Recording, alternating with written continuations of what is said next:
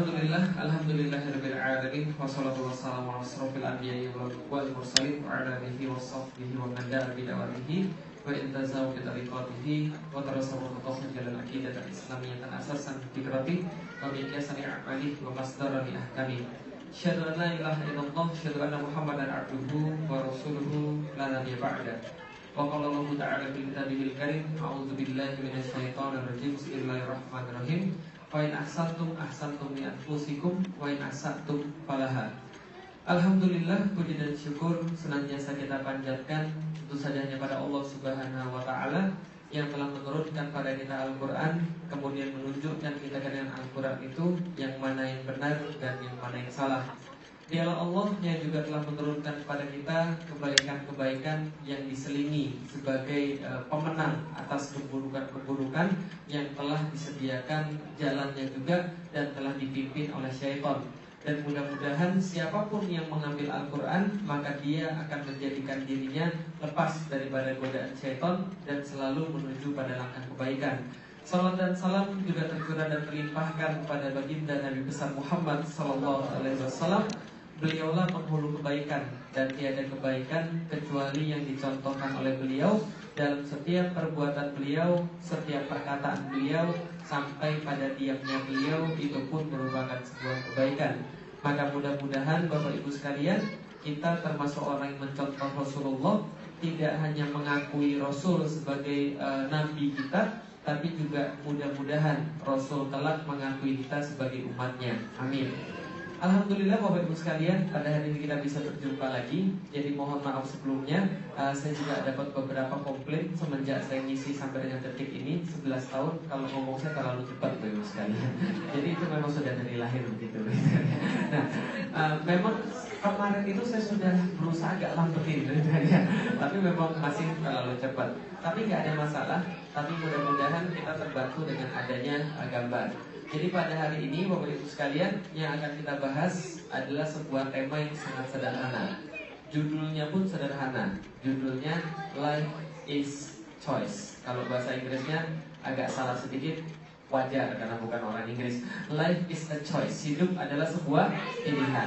Kalau gitu Bapak Ibu sekalian, kita lihat hidup manusia. Pertanyaannya sederhana. Hidup manusia mudah atau susah? Mudah atau susah? Susah atau mudah?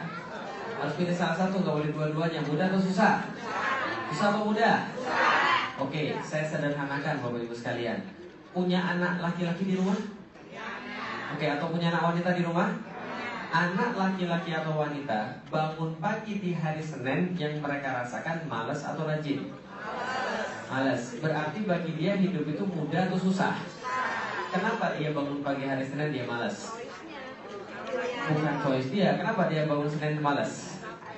Balik lagi ke sekolah, ketemu lagi dengan guru-gurunya, lalu kemudian ketemu lagi dengan pelajaran. Setelah sebelumnya dia bisa libur, dia bisa tidur-tiduran, tapi sekarang dia harus balik lagi ke sekolah pada hari Senin. Makanya anak-anak gak ada yang rajin di hari Senin. Betul begitu? Maka bagi anak-anak kecil hidup itu susah. Betul begitu ya Ibu sekalian? Dulu kita ketika sekolah rajin atau malas? Malas juga kan ya, sama aja. Setelah kemudian anak SD berpikir, dia kira-kira mikirnya begini, gak apa-apa, sebentar aja kita susah. Nanti toh setelah lulus daripada SD, kita akan masuk SMP. Insya Allah SMP hidup kita akan jadi lebih mudah, hidup akan jadi lebih indah. Setelah dia masuk SMP, apakah hidupnya jadi lebih indah? Enggak juga, lebih susah pelajarannya, guru-gurunya tambah killer dan sebagainya. Maka biasanya anak SMP mikirnya begini, gak apa-apa, 3 tahun ini kok nanti lulus juga masuk SMA. Insya Allah SMA akan jadi lebih mudah, karena SMA adalah masa yang paling indah. Setelah masuk SMA, betul SMA masa yang paling indah? Enggak juga, 3 tahun jomblo seumur hidup kan dengannya.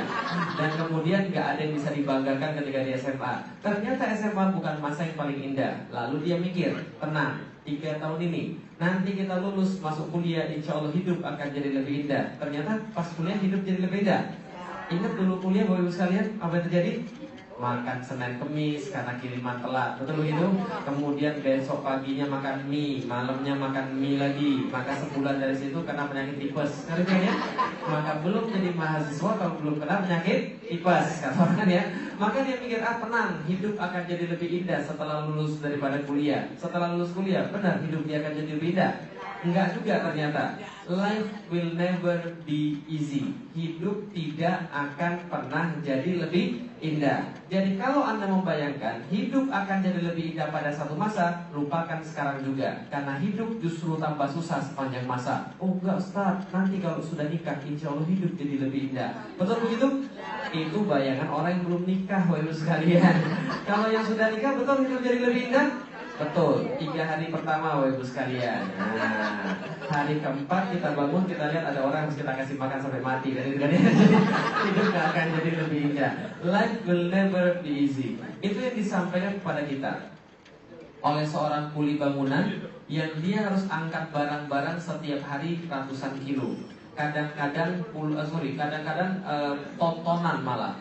Dia angkat barang-barang kayak begini, kuli-kuli di Indonesia, cuma untuk dapat berapa Bapak Ibu sekalian? Cuma untuk dapat duit 40 sampai 50 ribu per hari Bapak Ibu sekalian. Yang jelas nggak akan cukup untuk anak-anaknya kelak. Tapi inilah mereka lakukan yang namanya banting tulang peras keringat. Hidup itu susah Bapak Ibu sekalian.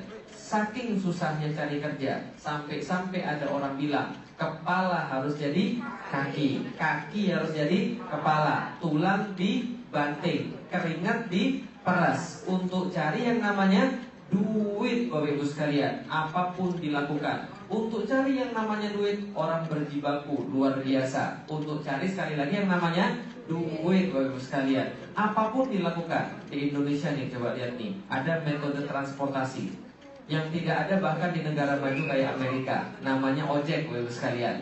Apa kerjaan ojek ini?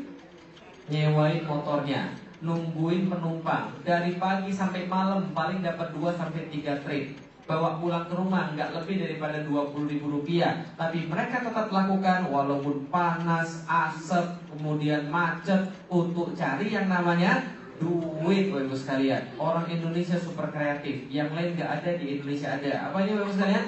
Tukang tambal ban Bapak Ibu sekalian. Apa ini kerjanya tukang tambal ban? Dari subuh sampai kemudian maghrib nungguin ban yang bocor. Kalau nggak bocor-bocor, tebar paku pagi-pagi supaya cepat bocor. Untuk sekali lagi cari yang namanya duit Bapak Ibu sekalian. Apa yang kemudian mereka lakukan? Nih, ada yang namanya ojek payung. Kerjanya apa ini ojek payung? Nungguin hujan. Kalau ada hujan, minjemin payungnya 3.000 sampai 5.000 rupiah. Dia harus dingin-dinginan, harus kehujanan. Pulang ke rumah dapat duit sekitar 30.000 rupiah. Sampai rumah demam badannya, pergi ke dokter hilang 50.000 rupiah. Nah ini yang terjadi pada dia. Tapi dia tetap mau karena dia cari yang namanya duit. Apapun dilakukan untuk cari yang namanya duit. Khususnya karyawan ini. Nah di sini kan banyak karyawan kan ya. Nih, nasibnya karyawan Bapak Ibu sekalian, ngerjain sesuatu yang kayaknya nggak pernah dapat, betul begitu? Duit nggak cukup, jabatan nggak naik, waktu juga nggak cukup untuk cari yang namanya duit. Dan ini resiko karyawan yang paling hebat, diomelin. Maka kalau nggak mau diomelin, jangan jadi karyawan. Karena kata bapak saya, setengah gaji karyawan itu hak dia untuk diomelin. Paham ya maksudnya?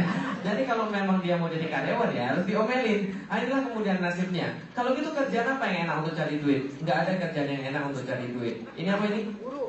Guru. Enak jadi guru Bapak Ibu sekalian. Dulu kalau orang-orang desa ditanya mau jadi apa? Guru. Tapi inilah nasibnya jadi guru. Tiap pagi harus apel, nyiapin materi, lalu ngajar pada anak-anaknya. Mending kalau anaknya pintar-pintar. Kalau anaknya gandeng-gandeng, bandel-bandel, apa yang terjadi? Makanya guru itu paling banyak mati gara-gara stres. Paham ya maksud saya? Nah ini juga kita lihat, demi untuk cari yang namanya duit, apapun dilakukan untuk cari yang namanya duit. Khususnya di Jakarta. Lihat nih penyakit Jakarta Bapak Ibu sekalian. Apa penyakit Jakarta?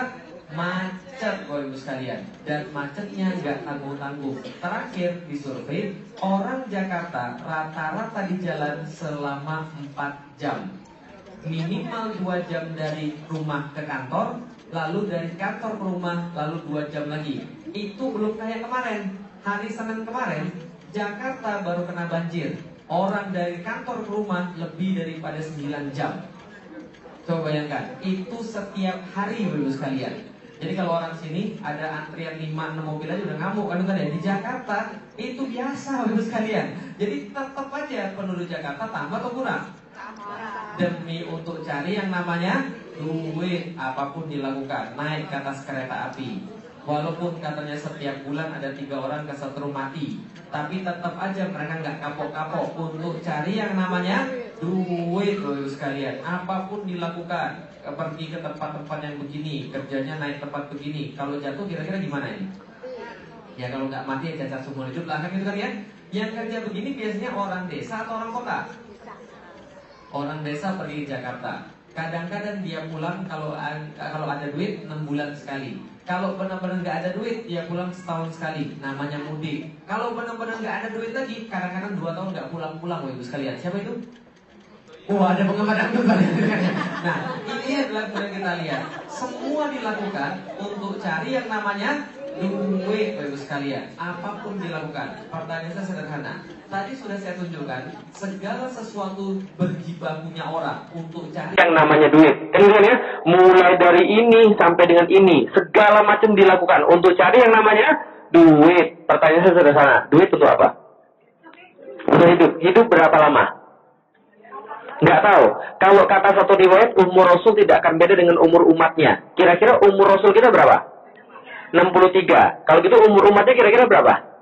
63, kurang lebih 63 sampai 70 tahun. Ini rata-rata umur manusia zaman sekarang. Less or more, 63, 70 tahun. Kalau ada yang sudah lebih daripada 63, alhamdulillah berarti Anda sudah dapat bonus, Bapak Ibu sekalian. Kalau ada yang masih kurang dari 63, siap-siaplah sebentar lagi. Nah, ini adalah contoh bahwa kita lihat rata-rata umur manusia 63, 70 tahun. Pertanyaan saya sederhana. Setelah selesai dari dunia, urusannya sudah selesai atau belum? Kemana lagi? Sebelum akhirat kemana lagi? Kuburan. Berapa lama di dalam alam kubur? Sampai kiamat. Betul, berapa lama sampai kiamat? Kata Imam Ghazali, nggak akan lebih daripada 7.000 tahun. Kira-kira lah begitu. Jadi kalau kita tengah-tengah, sekitar 3.500 tahun. Tergantung Bapak Ibu beruntung atau tidak. Kalau beruntung, hari ini mati, besok kiamat. Berarti cuma semalam tuh. Tapi kalau nggak beruntung, hari ini mati 3.000 tahun lagi baru kiamat. Berarti di situ nunggunya ribuan tahun. Tapi kita nggak tahu sampai kapan. Yang jelas kira-kira seperti itulah. Setelah dari sini urusannya sudah selesai atau belum? Kemana lagi? Akhirat, sebelum akhirat? Yaumil Mahsyar, sebuah tempat yang berwarna putih, tidak ada tonjolan dan tidak ada lekukan di bawahnya. Setiap manusia dari awal sampai akhir dikumpulkan di sana dalam keadaan telanjang. Dan ketika kemudian Aisyah bertanya, "Ya Rasul, kalau kami telanjang, apakah kami nggak saling melihat satu sama lain?" Rasul katakan, "Jangankan kalian melihat satu sama lain. Setiap orang sudah sibuk dengan amalnya masing-masing. Mereka takut beneran mereka akan dapat kitab dari tangan kanan atau dari tangan kiri. Matahari didekatkan sejengkal di atas kepala mereka.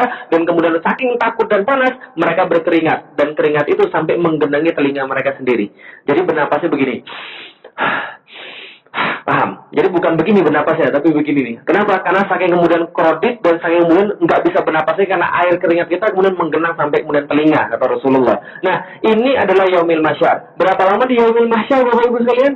50.000 tahun. Pertanyaan saya, setelah urusannya dari sini, urusannya sudah selesai atau belum?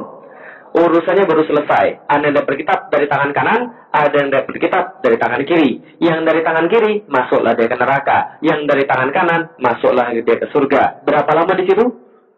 Khalidina fiha abadan. Berada di sana selama-lamanya. Oke, kalau gitu saya rekap. Inilah hidup manusia, Bapak Ibu sekalian. Dunia 70 tahun, kemudian lanjut ke alam kubur 7.000 tahun. Kemudian kita masuk ke Yaumil Mahsyar 50.000 tahun. Dan kemudian kita masuk kemudian surga neraka selama-lamanya. Semua ini dibuat dengan dalil yang sahih daripada Rasulullah. Nah kalau gitu kita lihat dulu sekalian, kita lagi ada di mana nih? Dunia. Berapa tahun? 70 tahun. Pertanyaan saya, apa yang sudah dibuat oleh manusia untuk buat 70 tahun ini jadi lebih indah? Apa sudah dibuat? Pergi pagi, pulang sore, kepala jadi kaki, kaki jadi kepala, banting tulang, peres keringat, bohongin orang, nipu demi untuk cari yang namanya duit. Yang dibagi berapa lama? 70 tahun. Senggol kiri, sikut kanan, tijak bawah, jilat atas untuk cari yang namanya duit. Yang dipakai berapa lama? 70 tahun, segala macam. Ada mobil yang paling bagus, rumah 100 juta, 200 juta, 1 miliar, 20 miliar. Untuk dipakai berapa lama? 70 tahun. Benar, kita sangat menghabiskan duit untuk yang 70 tahun ini. Betul begitu kalian? Sekarang pertanyaan saya, apa yang sudah Anda siapkan untuk alam kubur 7.000 tahun? Oke, saya tanya, bapak-bapak apa yang sudah disiapin? Sudah pesan kapling? Belum. Punya rumah di Los Angeles? Ada yang punya, ada yang enggak? Ngontrak, Ustaz. Oke, ngontraknya berapa sekalian? Mahal. Itu untuk berapa lama kita pakai? 70 tahun. Kapling kita pakai berapa lama? Ribuan tahun. Berarti harus dari sekarang kredit tuh kaplingnya. Kan Ustaz ya? Kalau benar-benar mau persiapan. Ibu-ibu sekalian, sudah beli kain kafan ibu sekalian? Belum. Punya baju di rumah berapa setel? Banyak. Itu dipakai berapa lama? 70 tahun. Itu dipakai berapa lama kain kafan? Nah, mulai dari sekarang pulang minta suaminya beli kain kafan yang paling bagus. Karena untuk persiapan ada di sana. Oh, Ustaz, kita kan jadi ngeri. Ini saya sekalian. Ustaz saya, namanya Ustaz Fatih Karim, dia punya kain kafan. Dia istrinya 1, anaknya 1. Jadi dia beli kain kafan 3. 1 seukuran dia, 1 seukuran istrinya agak lebih gede, 1 lagi ukurannya anaknya yang masih muda, masih kecil. Kenapa? Setiap hari dia buka lemari, dia lihat kain kafan. Kira-kira hari itu dia beribadah bagus atau enggak? Karena dia persiapan bahwa itu yang akan dia pakai, gitu kan ya. Bukan kemudian baju batik, bukan kemudian rumah yang luas. Penting semua itu, tapi lebih penting adalah amal dia, bekal dia ketika di alam kubur. Oke, kalau gitu kita lihat di Indonesia, cowok-cowoknya menyiapkan untuk alam kubur dengan cara apa, Bapak sekalian? Ketika Jumatan nyumbang. Berapa nyumbangnya? Kalau di Indonesia nyumbangnya berapa di keropak Jumat itu? 5.000, mending 5.000. Berapa yang paling banyak? Ada yang petugas keropak Jumat? Berapa yang paling banyak kita temukan? 1.000, ya. Jadi 1.000 bisa masuk surga atau enggak, Bapak sekalian? Bisa masuk WC, Bapak sekalian. Sekarang aja masuk WC aja udah 2.000, Bapak sekalian. Nah, kita mau masuk surga pakai 1.000, Bapak sekalian. Kan aneh rasanya. Orang masuk WC aja udah 2.000, kan ya. Kadang-kadang manusia tuh suka aneh, Bapak sekalian. Contoh, saya cerita sedikit. Boleh cerita, Bapak sekalian? Oke. Saya punya teman, dia punya 3 anak di Jakarta. Dan gajinya 10 juta per bulan. Dan saya kasih tahu, 10 juta per bulan itu gaji yang pas-pasan tinggal di Jakarta dengan 3 anak. Nggak punya tabungan sama sekali. Betul? Ya kan ya? Nah, dia punya 3 anak dan anak keduanya diterima di Sekolah Bertaraf Internasional. RSBI, Rintisan Sekolah Bertaraf Internasional. Kira-kira masuknya berapa itu, sekalian? SMP. Berapa? 15 juta. Oh, itu sekolah negeri favorit. Ini RSBI, sekalian. Berapa kira-kira? Hah? Berapa 100? Oh, itu fakultas kedokteran. Ini masih SMP ini, berapa kira-kira? 50 juta masuk RSBI. Dan dia orang biasa, nggak punya tabungan sama sekali. Akhirnya apa yang dia lakukan? Dia pinjam duit pada ibu bapaknya, jual kemudian mobilnya, dapatlah duit 85 juta rupiah. Untuk apa? Karena anak itu tidak hanya biayanya 50 juta, tapi seragamnya, laptopnya, les bahasa Inggrisnya, les pianonya, dan sebagainya, total jenderal dia harus keluarkan 85 juta. Akhirnya dia bayar lunas 85 juta. Sampai saya heran, kemudian saya bilang, Pak, kok Bapak bela-belain banget sih Pak? Anaknya ini kemudian sekolah di RSBI, emangnya ada apa sih? Dia bilang begini, Lik, ini untuk masa depan. Di masa depan orang nggak pakai bahasa Jawa. Orang pakainya Inggris, tahu nggak? Ini Inggris ini, bahasa Inggris nih, bahasa masa depan ini. Oh gitu, berarti Bapak ini berpandangan tentang masa depan. Bagus. Suatu hari ketika di kompleks perumahannya, ada ustadz perumahannya kemudian bilang begini, Pak, kita ini Pak, punya masalah besar ini Pak. Anak kita ini, jangankan mereka paham Islam, baca Quran aja masih belang bentong. Kalau itu belang bentong, masih agak bagus ya gitu kan ya. Terus gimana kemudian mereka mau punya paham Islam? Kita harus benerin bacaan mereka. Dengan cara apa? Saya sudah siapin. Teman saya ada yang jago tajwid Al-Quran. Insya Allah dia mau mengajari kita dengan biaya yang tidak seberapa. Berapa biayanya? Setiap anak cukup 50.000 aja per bulan. 50.000, mahal banget. Pada 50.000 sekalian. Sedangkan 85 juta dibayar. Oke, pertanyaan saya sederhana. Kita ngomong tentang masa depan ya. Boleh? Kita ngomong tentang masa depan. Kita ngomong tentang masa depan. Anak itu mati, bapak ibu mati. Kira-kira kalau anak kita mati dan kita mati, sama-sama ngadep Allah, kita ngajak ngomong Allah pakai bahasa Inggris. Allah nanya kita pakai bahasa Inggris. Enggak. Yang Allah tanya apa? Salat? Enggak. Artinya, kalau salat akan ditanya yang lain. Kalau nggak sholat, ambil jalan tol sudah masuk neraka kemudian. Nah tapi kemudian kita nggak pernah tahu, kita ngomong tentang masa depan, tapi kita nggak benar-benar tahu tentang masa depan. Kenapa? Kayaknya kita nggak pernah nyiapin anak kita untuk masa depan. Kita rasa kita nyiapin untuk masa depan, padahal enggak. Karena Allah nggak tanya slip gaji, Allah nggak tanya kemudian harta kekayaan, Allah nggak tanya lulusan, Allah nggak tanya bisa bahasa Inggris apa enggak. Yang ditanya apa tadi? Sholat atau enggak? Itu pertanyaan pertama. Kalau nggak sholat, ambil jalan tol masuk neraka. Nah, tapi pertanyaan itu sekalian. Kalau kita lihat seperti ini, 70, 7.000, 50.000 yang selama-lamanya. Mau pilih yang mana? 70, 7.000, 50.000 atau selama-lamanya? Oke, 70, 7.000, 50 atau selama-lamanya? Semuanya bagus. Makanya doanya Robbana atina di dunia hasanah wa fil akhirati hasanah wa qina azabannar. Kita pengen dua-duanya. Dunia dapat, akhirat dapat. Betul begitu? Bisa nggak Bapak Ibu sekalian? Bisa. Karena itulah Islam turun kepada kita. Islam tujuannya agar kita baik di dunia dan kita juga baik di akhirat. Gimana caranya? Perhatikan gambar ini. Life is choice. Hidup adalah pilihan. Gambar apa ini? Perahu. Ada berapa orang di situ? Satu orang. Ada yang lain?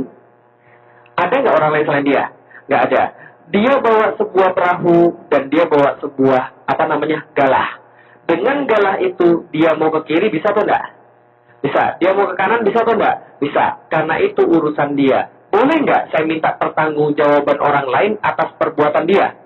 Nggak boleh. Karena dia sendiri di situ. Betul? Hidup kita sama kayak dia. Sendiri. Kita punya kendali masing-masing. Kita mau ke kiri, boleh. Kita mau ke kanan, boleh. Karena itu urusan kita. Sehingga orang lain nggak akan pernah bertanggung jawab atas apa yang kita pilih. Betul begitu?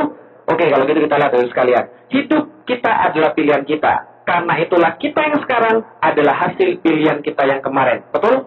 Contoh, kalau ada orang sekarang pintar baca Quran, tandanya dulu dia pernah belajar baca Quran. Kalau sekarang ada orang pintar naik sepeda, berarti dulu dia pernah belajar naik sepeda. Kalau ada orang kemudian sekarang berotot, berarti dulunya dia seorang binaragawan atau kuli, betul begitu? Tapi kan nggak mungkin dari lahir badannya sudah berotot kan ya? Nah maka kita yang sekarang adalah hasil yang kemarin. Kalau sekarang nggak bisa baca Quran, berarti dulu nggak pernah belajar. Kalau sekarang nggak pernah bisa naik sepeda, berarti dulu nggak pernah naik sepeda. Hidup adalah pilihan. Maka kita yang sekarang adalah hasil pilihan di masa yang lalu. Bukan takdir daripada Allah, tapi hasil daripada pilihan di masa yang lalu. Oke, kalau gitu kita lihat. Tadi kita lihat ya. Oke, dulu saya SMP kelas 3. Saya pernah dekat sama banyak orang di kelas. Tahu sendiri kan ya, kalau SMP kan orangnya kan hidupnya kan berkelompok-kelompok kan gitu ya. Bergeng-geng kan ya.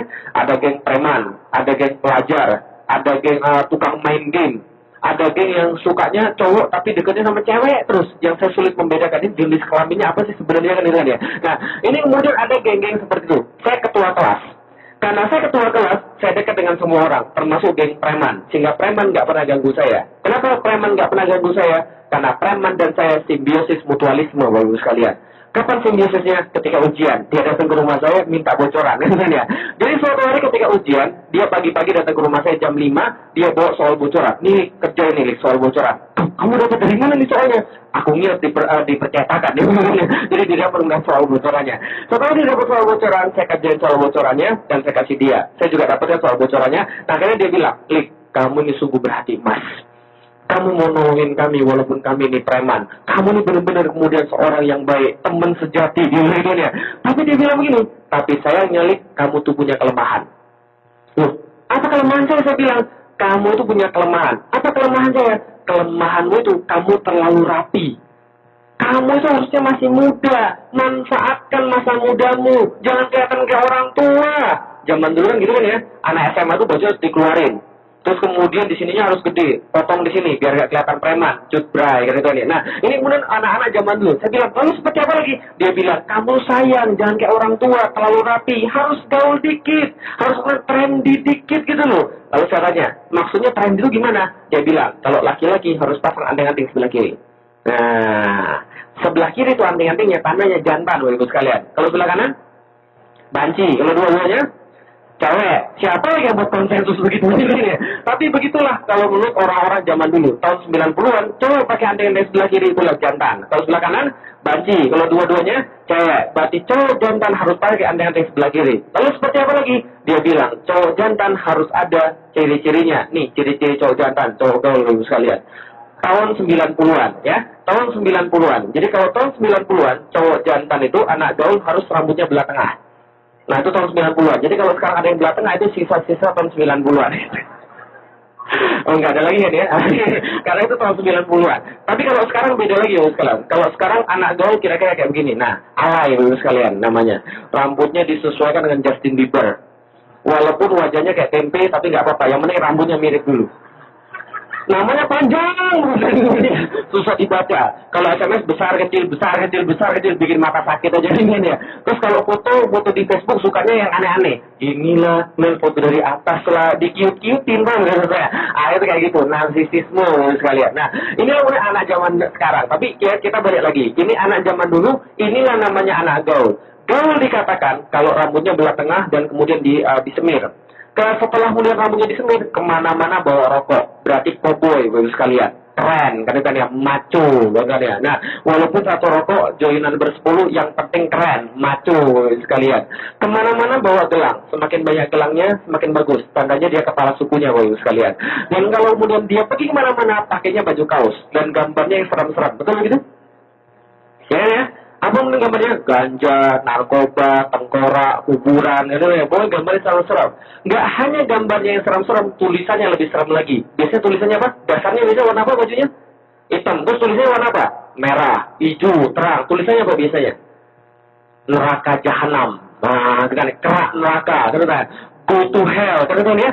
Saya kemarin pernah pergi ke Selipi di daerah Jakarta. Serius, demi Allah, saya lihat dengan mata dan kepala saya sendiri, ada seorang laki-laki pakai baju tulisannya apa?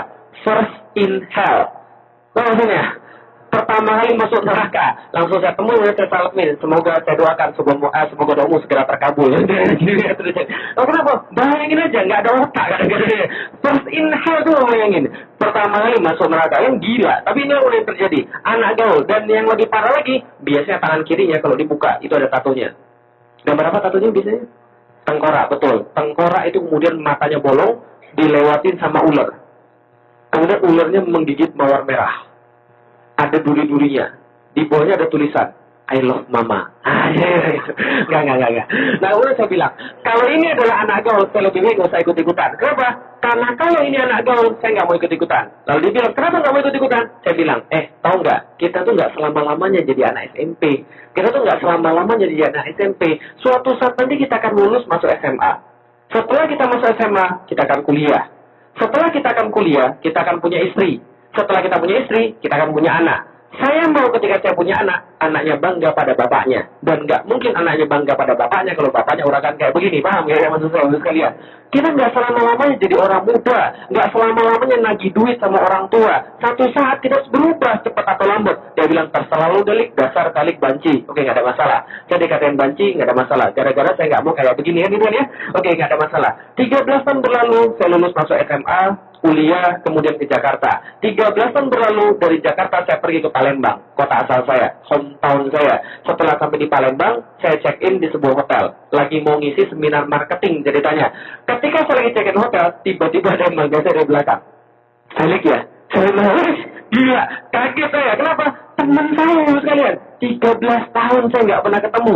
Ketemu lagi sekalian. Preman yang dulu. Tapi saya tangling lihat dia. Kenapa? Penampilan dia berubah 100%. Kenapa? Rambutnya sudah sisir ke belakang. Pakai minyak rambut. Mengkilat. Kayak God of Gamble.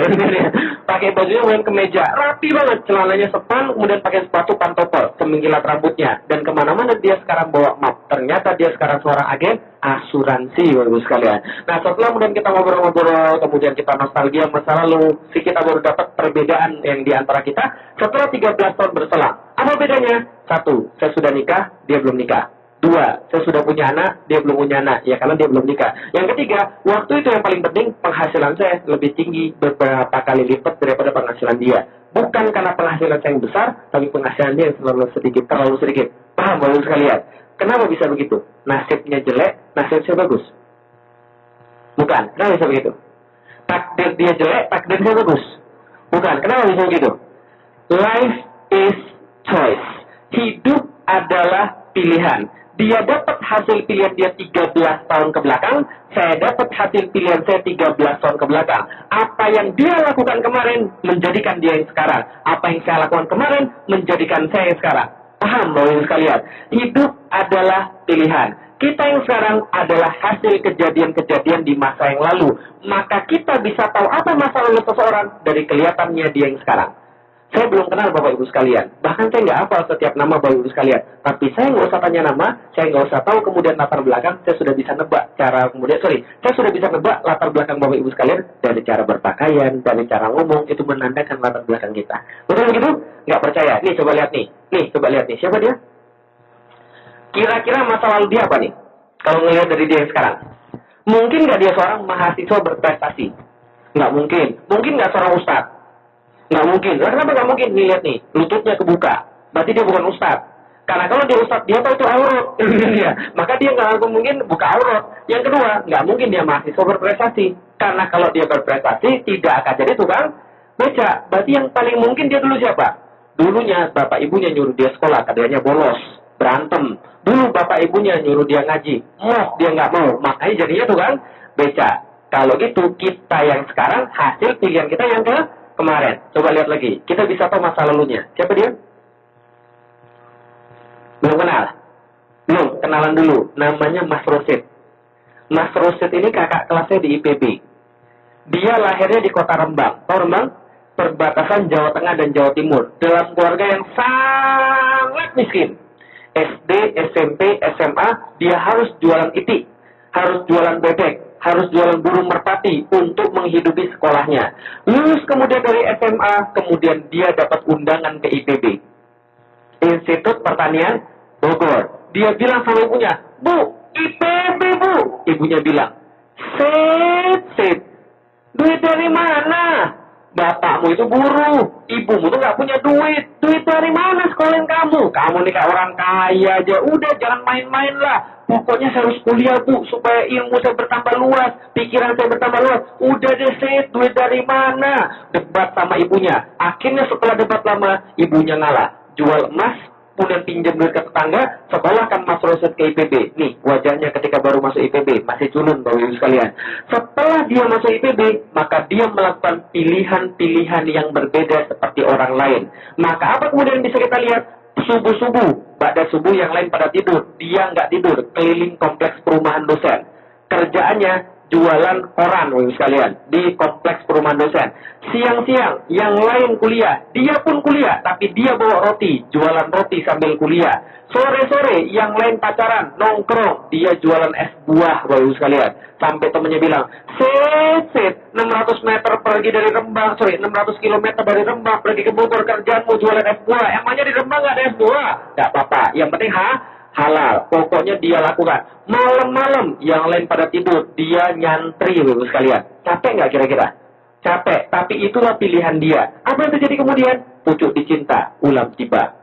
Suatu hari Mas Rosid dapat duit 50.000 rupiah. Tidak dipakai untuk foya-foya. Tidak dipakai untuk kemudian makan makanan, minum-minum. Dia datangi ustadz-ustadznya. Kemudian dia bilang, "Tat, buatin saya tulisan tentang ekonomi Islam dong. Tat, buatin saya tulisan tentang ini dong. Tat, buatin saya tentang ini dong." Dikumpulin tulisan ustadz-ustadznya gratis tuh. Dia cetak, kemudian jadi buku kecil, dijual dengan harga 1.000 rupiah. Modalnya 500 rupiah. Berarti satu buku dia untung berapa? 500. Mulai dari saat itu, setiap pengajian di Bogor, Mas Rosid tebar kemudian tikar di depan, jualan buku-bukunya yang seharga 1.000 rupiah. Tahun 98, Mas Rosid mulai jualan buku di tikar di emperan-emperan masjid. Sekarang tahun 2013 sudah berbeda. Karena kenapa?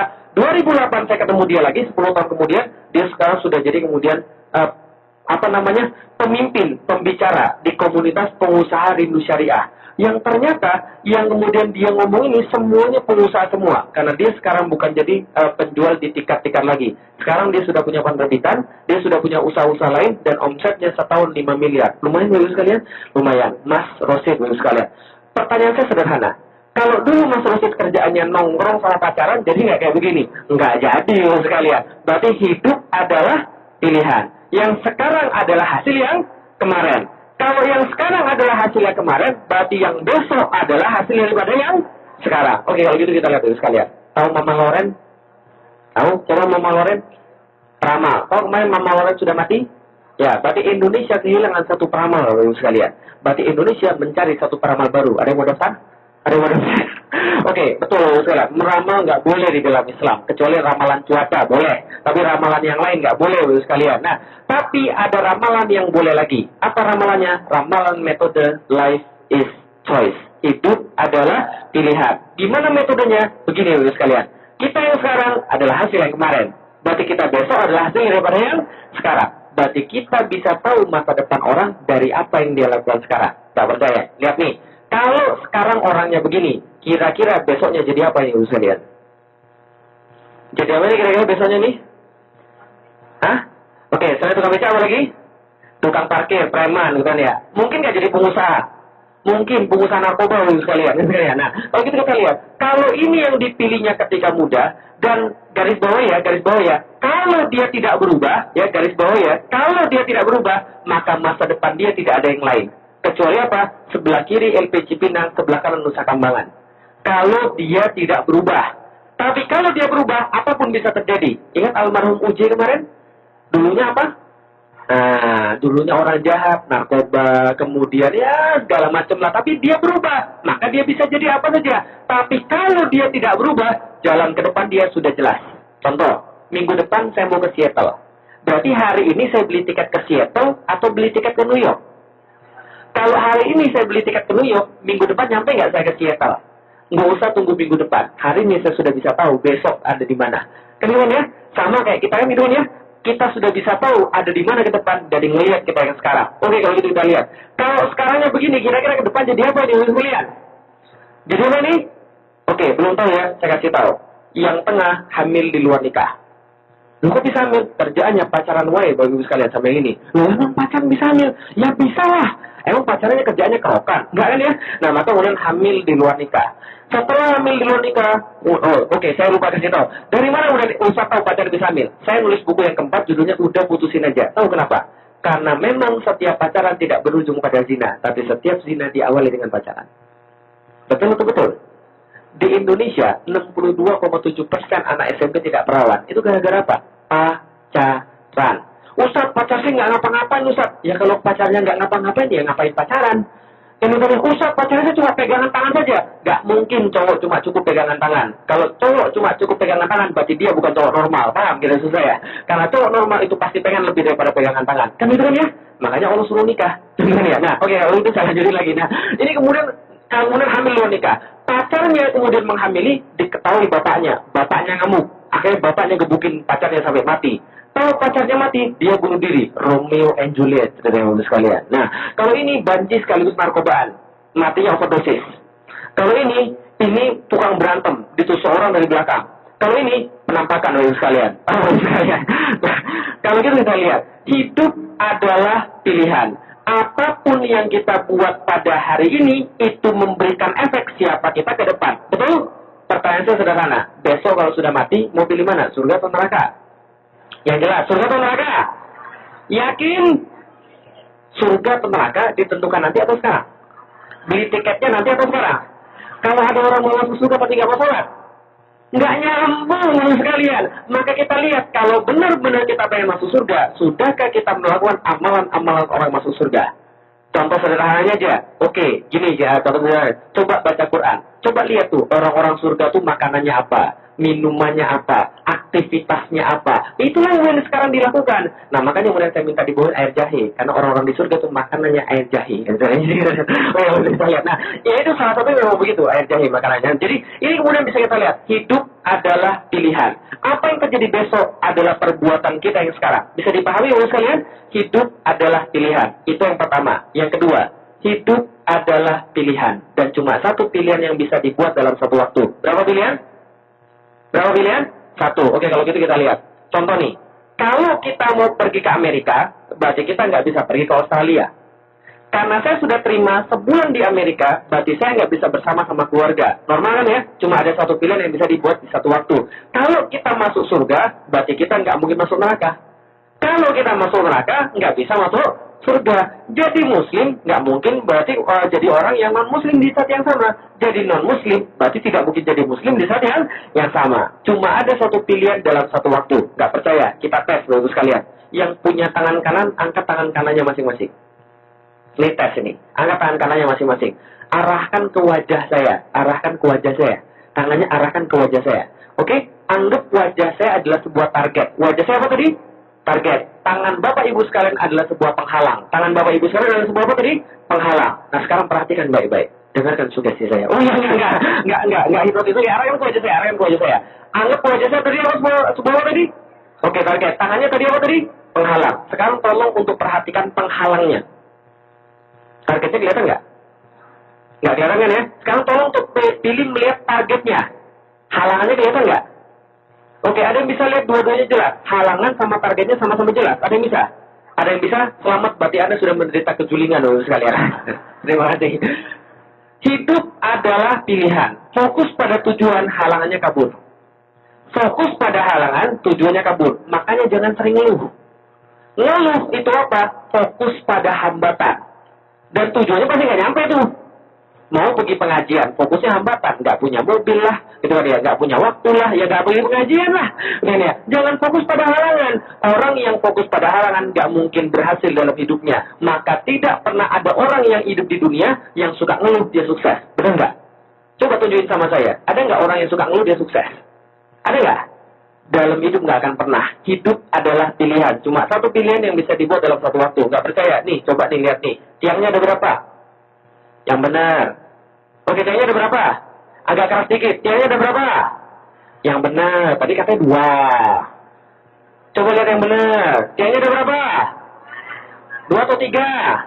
3 atau 2? Yang benar. 2 atau 3? 3 atau 2? Yang benar nih, kok nggak kompak begini? Oke, tiangnya ada berapa Ibu sekalian? 2 atau 3? Life is choice. Hidup itu pilihan. Mau lihat ke atas atau mau lihat ke bawah? Kalau mau lihat ke bawah dapatnya? Lihat ke atas dapatnya? 2. Oke, kalau Anda lihat ke bawah dapatnya 3. Anda lihat ke atas dapatnya 2. Kalau Anda mau dapat 3, lihatlah ke bawah. Jangan lirik-lirik yang atas. Kalau mau Anda dapat 2, lihat ke atas. Jangan lirik-lirik yang bawah. Paham? Sama. Dunia ini penuh dengan pilihan. Baik, buruk, hitam, putih, jelek, bagus, dan sebagainya. Dan itu nggak bisa dipilih dua-duanya. Kadang-kadang kita tepugu. Tuh sekalian. Tepugu. Nggak jelas tuh sekalian. Baik enggak, jahat juga enggak. Ya. Maunya tengah-tengah. Aku tengah-tengah. Dia juga maksiat juga jalan. Sholat juga jalan. STMJ. Sholat terus maksiat jalan. Gitu kan ya. Nah, ini yang bisa kita lihat. Jadi orang tuh jangan nggak jelas. Kalau mau atas, atas. Bawah-bawah. Kalau mau dapat 2, lihat ke atas. Mau dapat 3, lihat ke bawah. Lihat tengah-tengah. Jadinya apa? Pusing mau sekalian. Makanya orang yang setengah-setengah itu pasti pusing. Betul begitu? Karena yang setengah-setengah itu nggak enak. Contoh, setengah duduk enak nggak? Setengah makan enak nggak? Setengah mati? Lalu kan jangan setengah-setengah. Kalau mau baik, baik sekalian. Kalau mau jahat, jangan sekalian. Ya, paham ya maksudnya ya? Kalau mau baik, baik sekalian. Kalau mau jahat, jangan sekalian. Kenapa? Karena hidup adalah pilihan. Hidup adalah pilihan dan cuma satu pilihan yang bisa dibuat dalam satu waktu. Contoh misalnya, kalau kemudian kita lihat, kalau ada orang baik, dia kemudian disukai orang baik. Tapi tidak disukai sama orang jahat. Tapi kalau dia jadi orang jahat, siapa yang nggak suka? Orang baik nggak suka, gitu kan ya? Tapi orang jahat suka. Kalau tengah-tengah, orang baik nggak suka, orang jahat nggak suka, ini ya. Dia bukan maling, bukan polisi. Sama polisi dicurigai, sama maling dianggap bukan teman, ini kan ya. Sama-sama nggak suka. Itu yang kedua. Hidup adalah pilihan. Ada berapa pilihan yang bisa dibuat? 1. Jangan banyak-banyak. 1 aja ya sekalian. Yang ketiga ya sekalian. Hidup adalah pilihan dan setiap pilihan punya resiko. Setiap pilihan punya apa? Resiko. Contoh, dagang resikonya apa? Kalau nggak dagang resikonya apa? Nggak punya duit. Kalau tinggal di gunung resikonya apa? Gunung meletus. Kalau tinggal di laut, tsunami. Kalau tinggal di tengah-tengah, tsunami kena, gunung meletus kena. Nah, itu kemudian resikonya. Kalau naik mobil resikonya apa? Kalau naik pesawat, kalau naik kapal, naik motor, nggak naik apa-apa. Ditabrak. Ya. Setiap pilihan punya resiko. Anda nggak mau naik apa-apa aja bisa ditabrak, punya resiko. Setiap pilihan pasti punya resiko. Contoh lagi misalnya, kalau orang baik diomongin orang nggak? Kalau orang jahat diomongin orang nggak? Sama-sama diomongin ya. Orang baik mati nggak? Orang jahat mati nggak? Setiap pilihan pasti punya resiko. Nggak percaya? Nih coba kita lihat nih. Setiap pilihan pasti punya resiko. Ada orang main bola. Resikonya apa main bola? Kalau ada tendangan bebas harus pasang pagar betis. Ini ada mau main bola tapi takut pasang pagar betis. Dia mundur dari belakang gitu kan ya. Dia pikir dia nggak kena apa tuh jadi. Paham ya sekalian? Paham nggak maksudnya? Bukan lucunya yang kita ambil, tapi yang kita pahami adalah hidup pasti punya resiko. Kita jadi muslim, kita jadi nggak muslim, punya resiko nggak? Punya. Kita jadi muslim, zaman sekarang di Amerika, resikonya kita dicurigai teroris, kan ya? Itu resiko. Kenapa? Karena orang belum paham dengan Islam, kan ya? Tapi nggak jadi muslim, resiko nggak? Resiko juga. Dulu saya pernah mikir begini, ketika 18 tahun saya masuk Islam. Bayangin nggak Bapak sekalian? 18 tahun nggak pernah sholat subuh. Ya kan ya? Ketika masuk Islam suruh sholat subuh. Apa yang saya rasain? Ngantuk. 18 tahun nggak pernah bangun pagi loh saya lihat. Suruh bangun pagi, ngantuk. Saya masuk Islam bulan Sya'ban. 2 minggu kemudian sudah bulan puasa. Saya berpuasa, lapar. Ngantuk, lapar, yang enak-enak dilarang. Lama-lama saya mikir, ternyata susah juga masuk Islam ya. Aturannya banyak. Tapi lama-lama saya mikir lagi, benar juga. Masuk Islam, resikonya banyak aturan. Tapi kalau nggak masuk Islam, apa nggak punya risiko? Apa risikonya? Kalau masuk nanti masuk neraka kan ya? Setiap pilihan pasti punya risiko. Apapun pilihan itu. Orang sholat ada nggak yang miskin? Ada. Orang yang nggak sholat ada nggak yang miskin? Mending sholat miskin atau nggak sholat miskin? Mending sholat kaya, apa namanya sekalian? Setiap pilihan pasti punya risiko. Orang baik mati, orang jahat mati. Mending mati baik atau mati jahat? Orang taat susah nggak? Maksiat susah nggak? Oh, bisa jadi maksiat lebih susah untuk sekalian. Nih saya kasih tahu. Masuk masjid tadi bayar nggak di sini? Nggak bayar kan ya? Masuk diskotik bayar nggak? Udah pernah ya? Kadang-kadang maksiat itu lebih susah daripada berbuat taat, betul gitu? Nah, tapi kan sama-sama susah kan ya? Orang beli TV susah nggak? Ngumpulin duit susah. Maling TV susah nggak? Susah, pakai perencanaan. Ketemu hansip digebukin kan itu ya? Tetap susah. Mau baik susah, mau jahat susah. Mau maksiat susah, mau taat susah. Mending taat susah atau maksiat susah? Lah sama-sama susahnya mendingan taat. Kalian kan itu ya? Hidup adalah pilihan. Tidak ada yang tidak punya resiko. Masuk surga susah, masuk neraka susah. Mending masuk surga atau masuk neraka? Hidup adalah pilihan. Nyumbang masjid diomongin orang nggak? Nyumbang masjid diomongin orang nggak? Diomongin. Dasar nyumbang $1.000 aja ngomongnya sampai kemana-mana, harus diumumin 10 Jumatan. Ria banget sih diomongin ya. Kalau nggak nyumbang diomongin nggak? Mobil ganti tiap tahun, rumah besar. Pelit banget sih ya. Ini terjadi. Kita mau nyumbang, kita nggak mau nyumbang, tetap aja diomongin. Mending nyumbang atau nggak nyumbang? Nyumbang aja sekalian. Hidup adalah pilihan, dan setiap pilihan pasti punya resiko. Makanya pastiin kita resiko yang bagus, bukan resiko yang jelek. Kan ya?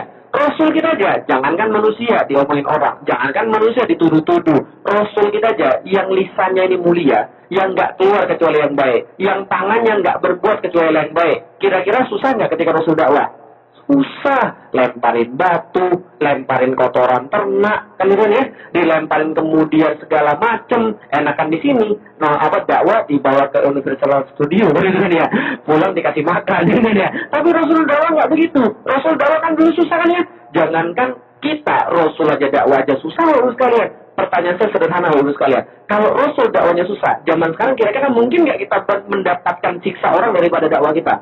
Mungkin banget. Jangankan dakwah, orang main caturnya bisa mati. Kemarin dengar orang main catur mati? Kemarin di Indonesia. Kenapa? Main caturnya di tengah jalan tol, makanya mati sekalian. Hidup adalah pilihan. Dan setiap pilihan pasti punya resiko. Itu yang ketiga. Yang terakhir Bapak sekalian, cuma ada 2 pilihan dalam hidup manusia. Mau jadi yang mana? Mau jadi yang biasa atau mau jadi yang istimewa? Biasa atau istimewa? Biasa atau istimewa? Oke, kalau beli martabak biasa atau beli martabak istimewa? Kalau biasa biasanya orang kirim biasanya. Beli martabak beli yang biasa atau istimewa? Mau jadi manusia biasa atau istimewa? Yakin? Teliti sebelum memilih. Saya kasih tahu dulu bedanya. Ini bedanya biasa sama istimewa. Nih beda pertama. Orang biasa, kalau dompetnya dibuka, isinya koin.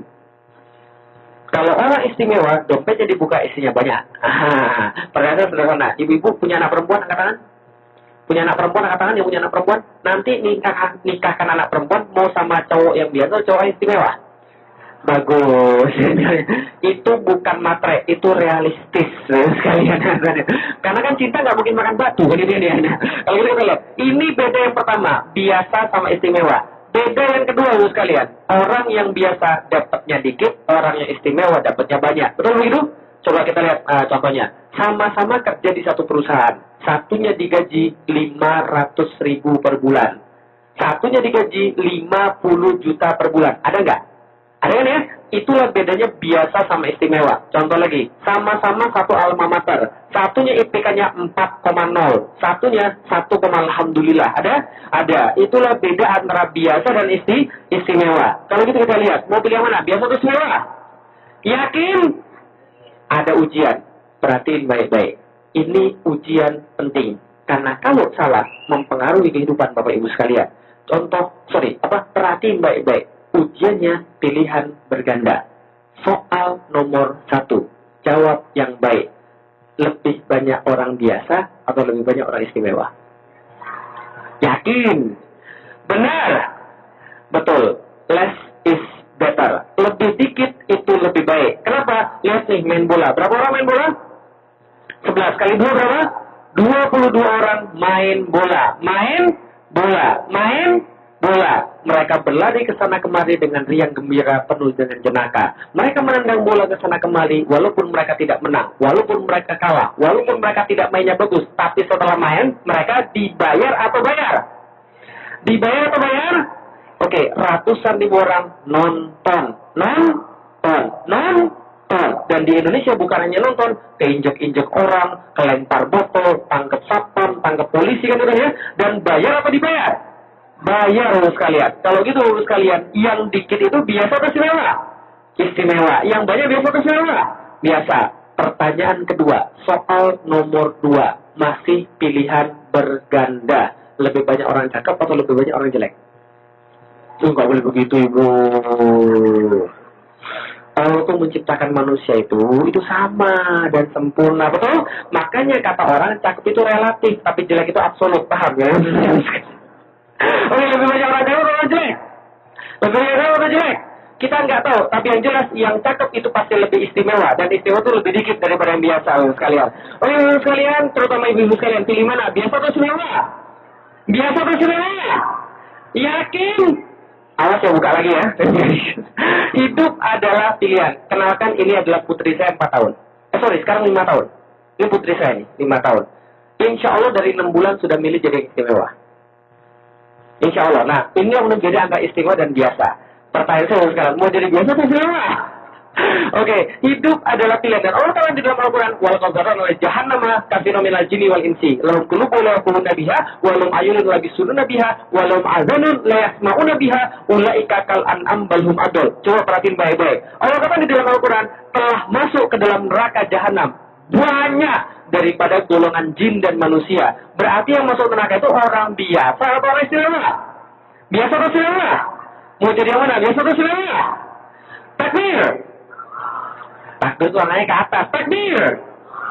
Nah gitu baru benar ya kan ya. Kayak teroris itu enggak, itu kan ajaran kita kan ya. Nah kalau kita lihat, inilah yang bisa kita lihat. Manusia istimewa kalau dia sedikit, dan orang yang sedikit tidak hanya istimewa di dunia, tapi mereka istimewa di akhirat. Oke, kalau itu pertanyaan saya, mau jadi yang biasa atau istimewa? Sebelum kita mulai mau benar-benar jadi istimewa, kita harus lihat satu film ini yang menandakan bahwa benar-benar ada keistimewaan. Coba lihat ibu sekalian, ada satu film ibu sekalian yang menggambarkan tentang pilihan istimewa. Coba lihat nih, perhatiin baik-baik. Ini ada cowok-cowok yang kemudian jalan-jalan. Kalau cowok-cowok jalan-jalan yang diomongin apa? Cewek, nih lihat nih apa terjadi.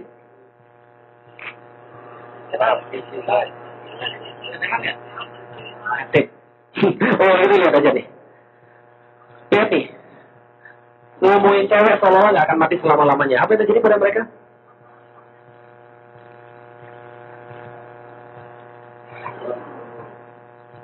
Ternyata kehidupan itu berlalu begitu cepat. Dan Dengan kata orang, kehidupan itu berlalu seperti bulan Ramadan. Karena seperti apa bulan Ramadan? Awalnya kita merasa masih banyak waktu. Pertengahannya kita lalai. Akhir-akhirnya baru mau beribadah. Betul begitu? Kapan orang baru mau beribadah ketika Ramadan? Pas sudah dengar takbirat, salat. Kita lihat apa yang terjadi pada mereka. Ada seorang laki-laki namanya Nawaf.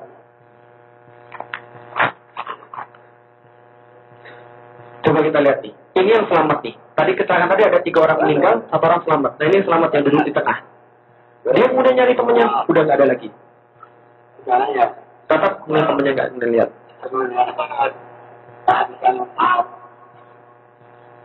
Namanya Nawaf. Dia baru mati. Ini adalah kehidupan dia.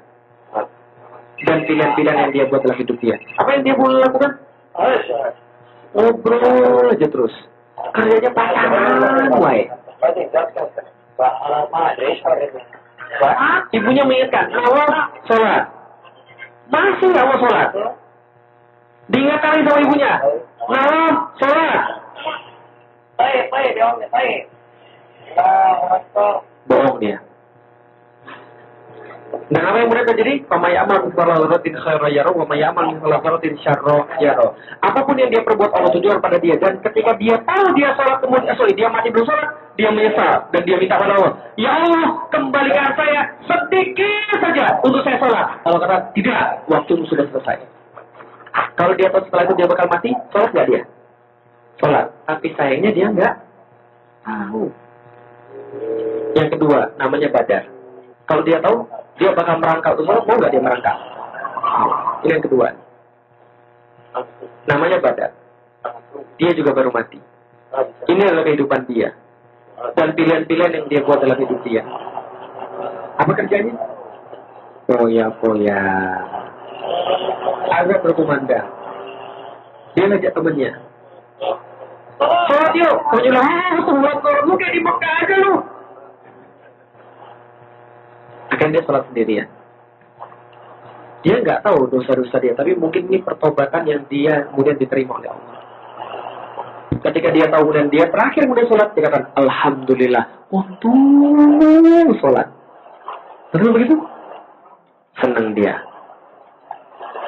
Kita nggak tahu sekarang kapan terakhir kali kan ya.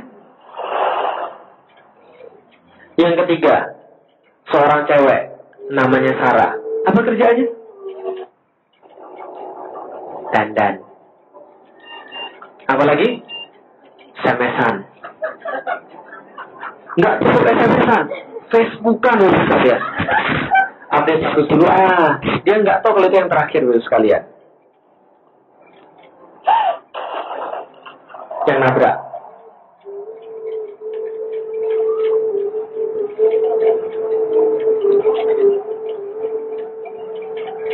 Namanya Sarah. Dia baru mati. Ini adalah kehidupan dia. Dan pilihan-pilihan yang dia buat dalam hidup dia. Apa kerjanya? Gawe wae. Namanya kerjaan itu sekalian. Satu lembar selesai, ada lembar lain yang menanti. Tapi waktu sholat itu akan segera berakhir. Gitu kan ya? Azan berkumandang. Temennya ngingetin. Sholat yuk. Dia bilang, belum selesai. Ribet banget sih. Ribet banget sih lu. Akhirnya dia nggak sholat. Kalau dia tahu sholat itu dia bakal mati, sholat nggak dia? Sholat. Tapi sayangnya dia nggak. Kalaupun dia harus merangkak kemudian untuk sholat nggak dia? Sayangnya dia nggak tahu. Saya kasih tahu sekalian, statistik menunjukkan 7.000 warga Amerika, termasuk ibu sekalian yang tinggal di Amerika sekarang, 7.000 warga Amerika bangun untuk melihat matahari untuk yang terakhir kalinya. Setiap hari 7.000 orang mati di Amerika doang. Artinya adalah apa? Kita tuh ibarat orang lagi ngantri ke satu pintu namanya pintu kematian. Yang kita nggak tahu kita di depan, tengah atau di belakang, kan ya? Kalau kita tahu urutannya enak, kan ya? Makanya kemudian kalau kita lihat hidup tuh senantiasa klise. Contoh, kemarin baru selesai pengajian, innalillahi wa inna ilaihi rajiun. 1 jam yang lalu, siapa yang nyangka sebelumnya? Nggak kan ya? Setiap kali kita berziarah ke tempat orang yang meninggal, apa yang pasti kita dengar di tempat orang kerumunan-kerumunan itu? Apa yang pasti kita dengar? Innalillahi. Selain innalillahi, apa lagi perkataan yang pasti kita dengar? Apa yang pasti kita dengar? Ada sesuatu yang pasti kita dengar. Tiap kali kita ziarah. Apa yang pasti kita dengar? Oke, lupa ya. Nih, saya ingetin. Kata-kata begini yang pasti kita dengar. Saya nggak nyangka loh. Gitu kan ya? Kemarin. Tuh, baru kajian bareng. Gitu kan ya? Ya Allah, kemarin baru sepedaan bareng. Nggak ada yang bilang, saya sudah tahu dari kemarin dia bakal mati. Nggak kan ya? Maka pasti orang itu kemudian nggak sadar loh sekalian. Artinya adalah apa? Nggak ada yang tahu manusia kapan mati. Betul tidak sekalian? Nah, yang bisa kita lihat adalah mati itu datang secara tiba-tiba. Betul begitu ya sekalian? Kemarin di Jakarta ya sekalian, kita lihat. Ini kejadian yang kemudian kalau kita kemudian mikir, mati bisa kita rencanakan. Jangan salah ya sekalian. Mati akan datang pada saat kita paling tidak siap. Ingat sekali lagi ya. Mati akan datang pada saat kita paling tidak siap. Sialnya kita tuh dibodohi sama sinetron. Sehingga kita menganggap mati itu datang pada waktu kita paling siap. Kita terbaring di ranjang, ada orang kemudian jenguk kita, anak kita di situ, istri kita di situ, suami kita di situ, kemudian kita menghembuskan napas terakhir. La ilaha illallah, saat hilang. Itu mah cuma di sinetron doang, loh sekalian. Kejadian nyata, tidak ada cerita begitu. Mati akan datang pada waktu paling kita tidak siap. Gak percaya? Nih coba lihat dulu sekalian. Mati akan datang pada waktu kita paling tidak siap. Yang baik-baik. Yang baik-baik. Mati nggak dulu sekalian? Mati nggak? Mati dulu sekalian. Bukan hanya mati, terbelah dari sini sampai ke sini. Serius. Pertanyaan saya sederhana. Kalau dia tahu hari itu dia bakal mati, ngebut nggak dia? Pergi keluar rumah nggak dia? Kalau dia tahu dia bakal, tapi dia tahu nggak? Yang ditabrak tahu nggak dia bakal tabrakan pada hari itu? Kalau dia tahu dia bakal keluar rumah nggak? Enggak, karena dia nggak tahu kapan dia mati. Dengar ya? Oke, main di Jakarta, lagi angin kayak sekarang nih. Hujan angin luar biasa tahun kemarin di Jakarta. Ada satu hari, satu malam baru sekalian, jam 10 malam, Twitter saya 2 kali berbunyi menyatakan ada 2 orang yang mati. Kenapa? Karena matinya tabrakan motor sama trailer. Bukan 2 motor, 1 trailer, tidak. 1 trailer nabrak 1 motor, di tempat yang lain 1 trailer nabrak 1 motor lagi. Lah kenapa bisa terjadi? Wajar. Malam itu baru sekalian, hujannya itu luar biasa. Sampai-sampai kita nggak bisa ngelihat di depan ada apa. Kenapa? Karena kemudian itu sangat mudah anginnya kencang luar biasa. Yang dalam pikiran saya, kenapa orang naik motor itu mau pulang malam-malam jam 10 dengan kondisi seperti itu? Ada yang pernah naik motor nggak kalau malam-malam? Dengan hujan itu? Itu kan tangan kita sampai nggak bisa buka kan ya? Kalau dinginnya lengket kan ya tangan kita di tangan itu ya? Awareness kan jadi kurang. Nah, cuma ketabrak. Ternyata setelah dilihat, ketika dilihat kejadian perkara itu, ada yang lagi bawa rantang nasi, ada yang lagi bawa boneka, yang saya pikirin, oh mungkin dia mau ditunggu sama keluarganya, makan bareng sama istrinya. Mungkin dia sangat mengharapkan ketemu sama istrinya. Atau mungkin pagi tadi dia berantem sama istrinya dan belum sempat minta maaf. Yang dia pengen banget kemudian untuk minta maaf sama istri, tapi dia nggak sempat lagi. Betul begitu saya lihat? Nah, pikir mau apa? Kita nggak tahu kapan kita mati. Maka saya meninggalkan istri saya nggak pernah dalam keadaan marah. Kenapa? Karena saya pikir jangan-jangan itu pertemuan yang terakhir. Dan kalau itu pertemuan terakhir, nggak akan mau kemudian saya rela tinggalin dia dalam keadaan saya marah. Gengsi itu hilang. Gengsi itu hilang. Termasuk ibu-ibu juga sama. Gengsi itu hilang. Kalau kita tahu kita bakal mati. Betul begitu? Untuk apa gengsi kalau udah mati sekalian? Saya mikir begini. Kalau kemudian saya pulang, kemudian saya menemukan dia sudah meninggal, saya bakal menyesal karena saya belum sempat memaafkan dia. Dan dia mati dalam keadaan suaminya tidak ridho. Tapi kalau kemudian saya nggak balik lagi, maka saya mati dalam keadaan nggak maafin dia. Kira-kira hidup dia nyesel nggak? Makanya kalau saya ninggalin dia, saya nggak pernah dalam keadaan marah. Saya selalu mengatakan begini, Umi, jangan-jangan nih pertemuan kita yang terakhir. Umi jangan bilang gitu dong, nangis. Ceritanya emang lu cewek, ceritanya. Nah, tapi lama-lama dia udah pintar. Saya bilang, Umi, jangan-jangan nih pertemuan kita yang terakhir, jangan marah dong. Dia bilang, Abi juga minggu lalu bilang begitu. Saya pun pergi setiap minggu. Abi kemudian bilang begitu. Saya bilang, betul. Saya memang bilang begitu dan saya pulang dengan selamat. Tapi coba camkan baik-baik, akan datang satu masa di mana saya pergi dari rumah dan saya ngomong begini dan saya benar-benar nggak balik lagi. Betul nggak? Akan datang satu masa di mana saya pergi ngomong begitu dan saya benar-benar nggak akan balik lagi. Maka saya nggak pernah ninggalin istri saya dalam keadaan marah. Karena kenapa? Kita nggak tahu kapan kita mati. Betul itu sekalian. Oke, saya contohkan sekali lagi. Nih, ibu sekalian, coba lihat ibu sekalian. Ketika di Jakarta tadi, ada kemudian ketika hujan-hujan tadi, motor itu kemudian berhenti. Karena kenapa? Dia tahu kemudian pohon-pohon bakal runtuh. Gitu kan ya? Dia cari tempat yang tidak ada pohonnya. Dia cari kemudian stasiun terminal bis yang terbuat dari stainless steel supaya nggak runtuh. Ternyata setelah dia kemudian berteduh di situ, yang runtuh apa? Pohon, bukan. Apa? Terminal, bukan. Ini yang runtuh sekalian. Bukan tiang listrik. Itu yang runtuh tuh. Billboard. Coba siapa yang nyangka billboard untungan kepala dia? Oke. Takdir memang takdir. Ajal tapi maka apa maksud saya? Kita tuh nggak tahu kapan kita mati. Itu maksudnya. Artinya adalah apa? Kalau kita kemudian tahu begitu kita bakal berakhir, harusnya kita kemudian lebih hati-hati dengan apa yang kita bicarakan, hati-hati dengan apa yang kita lakukan, hati-hati bahkan dengan apa yang kita tulis. Pertanyaan saya, siapa teman yang sudah meninggal? Angkat tangan. Yang punya Facebook? Yang punya Facebook? Banyak nggak teman-teman yang punya Facebook yang meninggal? Coba lihat apa yang dia tulis terakhir. Ngeri nggak? Saya punya banyak teman yang sudah meninggal. Dan ketika kita lihat Facebook yang terakhir yang dia tulis, ngeri banget kita kadang-kadang. Ada yang ketika lagi maki, ada yang lagi mengeluh kepada Allah, tiba-tiba dia diambil. Itu yang kita tulis terakhir. Maka kalau saya nulis terakhir di Facebook atau di Twitter, saya boleh nulis, jangan-jangan ini Twitter yang terakhir saya tulis. Karena dulu manusia mati tinggalkan nama. Sekarang manusia mati tinggalkan data-data itu semua di Facebook itu. Hati-hati tuh. Foto-foto yang sekarang udah buka-bukaan, hapus tuh semuanya. Jangan sampai kalau kita mati itu belum dihapus tuh. Paham maksud saya? Itu, capek deh. Paham maksud saya? Berantem di Facebook, aduh. Itu kan ya, kenapa? Itu bakal ketinggalan terus itu sampai kita mati tuh. Paham maksud sekalian? Hati-hati sekalian. Ngeri kalau kita mau lihat teman kita sudah Facebooknya kemudian masih ada sekarang yang dia sudah meninggal. Maka saya dari sekarang saya sudah kasih tahu, Dek, kalau Abi duluan pergi, nih passwordnya semua nih, tutup semua Facebooknya nih. Nah, kenapa? Karena saya kasih tahu, karena saya tahu kalian bakal mati. Oh, Ustadz jangan nakut-nakutin kita dong. Loh, kita ini manusia, semua bakal mati kan ya. Bukan berarti ibu-ibu kemudian lebih tua, lantas kemudian ibu-ibu kemudian lebih duluan daripada saya. Bisa jadi saya duluan dulu sekalian. Tapi kalau ibu-ibu duluan silakan aja. Nyumpahin Ustadz enggak. Oh iya, itu saya contohin lagi. Nih, saya pernah ngisi ibu-ibu usia 60-an tahun ke atas. Satu hari ketika saya ngisi, udah waktunya belum? Oh sebentar lagi. Ketika saya ngisi ibu-ibu 60-an tahun ke atas sekalian, ini yang saya tampilin gambarnya. Jadi saya bilang, Ibu, saya mau pindah ke Jakarta Barat. Jadi saya harus tinggalkan tempat ini. Ini pengajian terakhir kita, dan ini gambar yang mau saya kasih tahu. Ini gambar ini, saya kasih tanggal 28 Juli 2011. Saya ingat banget. Nah, kenapa? Karena ada kejadian penting setelah itu. Nah, 28 Juli kemudian saya kasih gambar ini. 26 Juli anak saya lahir yang ketiga. Senang banget. 2 minggu lagi buku saya terbit yang kedua. Muhammad Al-Fatih. Senang banget. Hidup saya pencerahannya, harapan hidup saya panjang untuk saya lihat. Istri baik, anak sudah 3, senang banget. Dan apa yang kemudian terjadi? Tanggal 28 Juli dan sampai tanggal 31 Juli, ingat ya, 31 Juli 2011 itu kan bulan Sya'ban yang terakhir. Ya kan ya?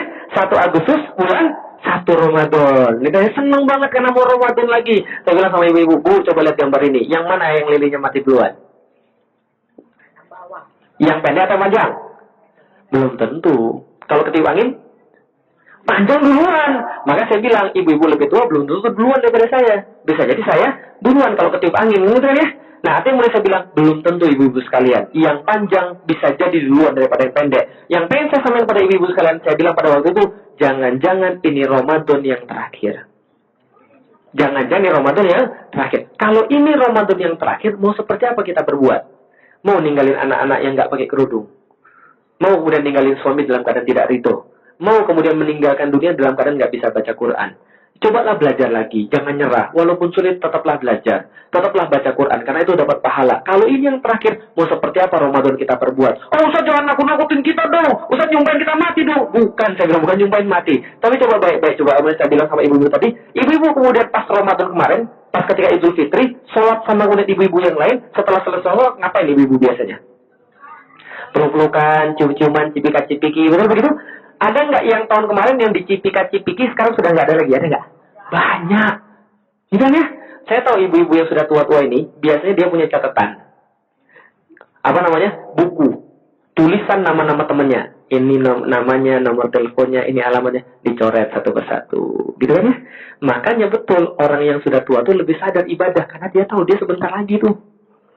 10 dicoret, 1, 9, 8, 7, 6, gila aja kapan pilih itu aja tuh. Betul begitu?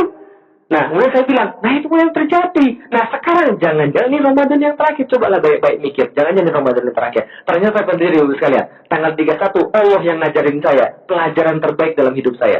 Apa pelajaran terbaiknya? Tanggal 31, terakhir, Sya'ban, besok mau 1 Ramadan.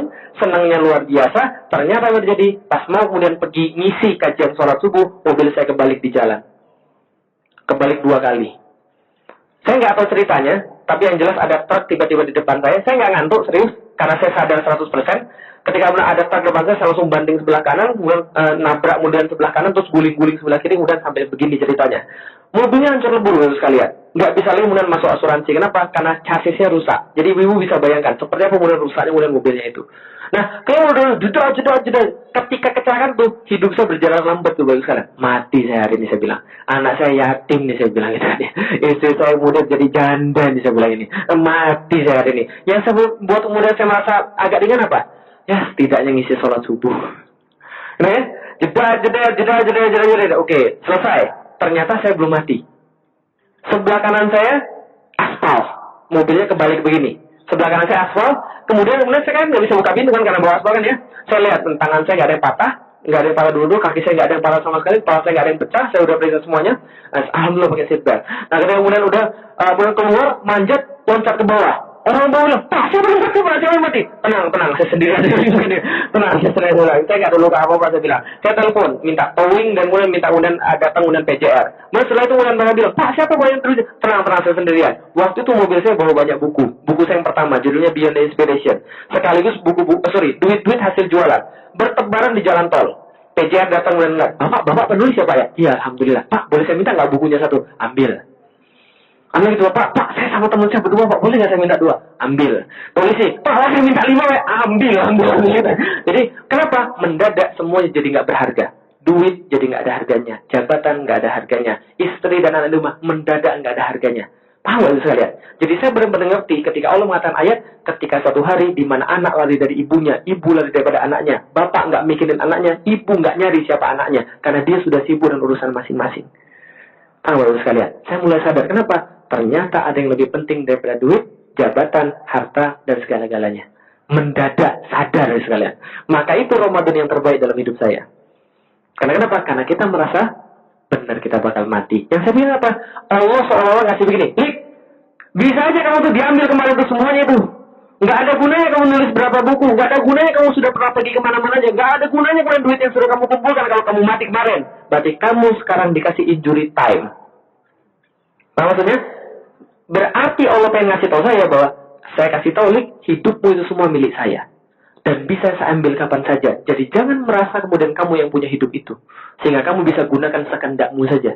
Gitu ya? Nah, mulai saya sadar, oke, dari situ mulai saya lebih percaya dengan Allah, lebih kemudian paham lagi tentang tawakal itu seperti apa. Kalau misalnya, kalau Bapak Ibu ingat mati, itu cukup benar bagi kehidupan kita. Karena ibu akan jadi khusyuk, bapak akan jadi khusyuk. Kalau ingat mati. Khusyuk itu adalah apa? Ingat mati. Itulah khusyuk. Makanya dalam surat Al-Baqarah, Allah katakan, siapa yang khusyuk? Alladzina yadhunnuna annahum mulaku rabbihim wa annahum ilaihi raji'un. Siapa yang yakin akan ketemu Allah dan kembali pada Allah, itulah orang-orang yang khusyuk. Dan orang yang khusyuk nggak ada masalah dalam kehidupan. Insya Allah. Oke, paham ya? Oke, baik, terima kasih. Assalamualaikum warahmatullahi wabarakatuh. Ada pertanyaan silahkan. Ada? Ada pertanyaan? Boleh silakan. Ya, sambil dulu ya. Ya, minum dulu ah. Ya, silakan nanya nggak apa-apa. Saya dengarin sambil minum. Pakai mic ibu. Pakai mic ibu, biar suaranya agak kelihatan lebih seksi ibu. Silakan. Assalamualaikum warahmatullahi wabarakatuh. Waalaikumsalam warahmatullahi. Pak, saya mau menanyakan mengenai kematian, Pak.